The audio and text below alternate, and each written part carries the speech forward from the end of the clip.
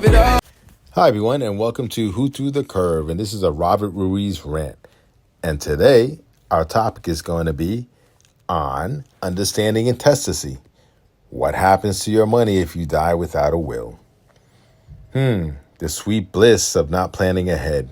Who needs a will anyway? After all, it's not like you can take your money with you when you kick the bucket. So let's dive into this bureaucratic wonderland that unfolds when you shuffle off this mortal coil without leaving behind a will.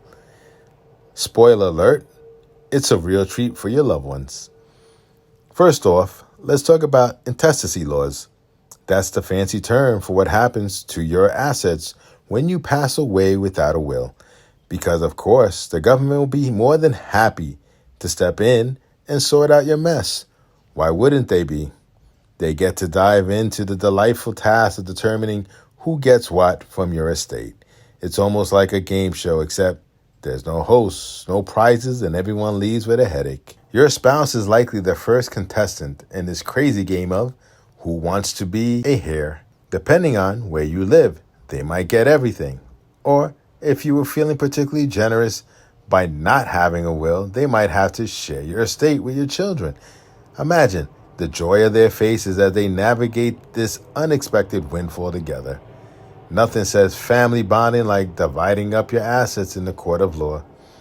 But wait, there's more. If you don't have a spouse or children, the intestacy laws will start digging deeper into your family tree. Your parents, siblings, nieces, nephews, cousins, thrice removed.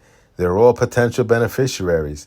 It's like Oprah's favorite things, except instead of shouting, "You get a car," it's more like, "You get a fraction of the estate after legal fees."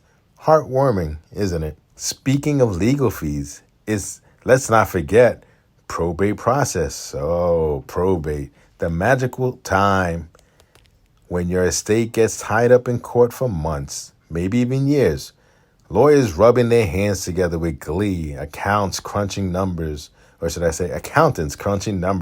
and your family members growing increasingly frustrated. It's almost as if you planned this just to keep them on their toes. And let's not overlook the potential for family drama.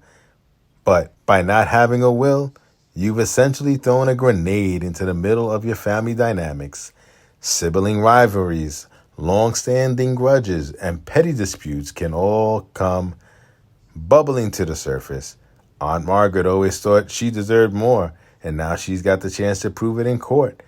Nothing brings out the best in people like a good old-fashioned inheritance dispute. Of course, there's the possibility that you have no surviving relatives. In that case, congratulations. Your estate could just go to the state. That's right.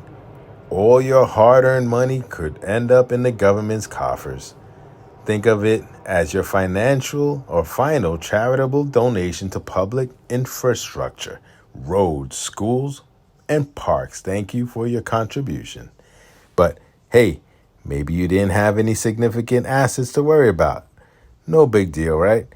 Except, of course, for those minor details like unpaid debts and funeral expenses.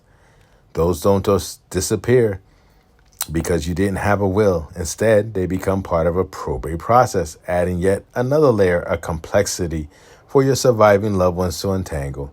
It's like leaving them a puzzle, except half the pieces are missing, and the picture is just a big question mark.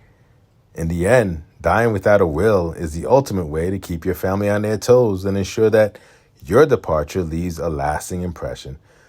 Who needs the simplicity and clarity of a will when you can have the chaotic charm of intestacy laws, probate court, and potential family feuds? So go ahead, live life on the edge, and let the chips fall where they may. After all, it's not your problem anymore.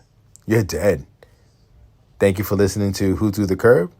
Don't forget to like us, subscribe, and share. Thanks. Just wanna be somebody outside trying to meet somebody. Said we just way too dumb and drunken.